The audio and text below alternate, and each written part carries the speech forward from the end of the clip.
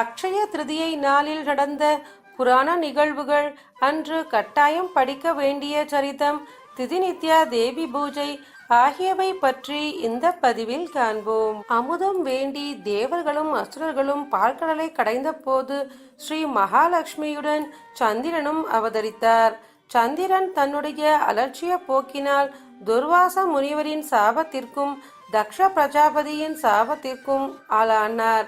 சிவபெருமானின் அருளால் பிறை சந்திரனாக சிவனாரின் சிரசிலும், லோக மாதாவான பார்வதி தேவியின் அருளால் பிறை சந்திரனாக அன்னையின் சிரசிலும் இடம்பெற்றனாள்.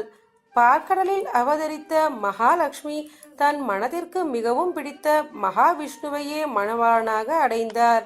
அவருடைய மார்பில் என்றும் நீங்கா வண்ணம் வாசம் செய்ய தவம் இருந்தார். அலைமகளின் இந்த மாதவத்தை கண்டு மனமிறங்கிய மாதவன் தனது திருமார்பில் நித்திய வாசம் செய்ய இடம் தந்தார்.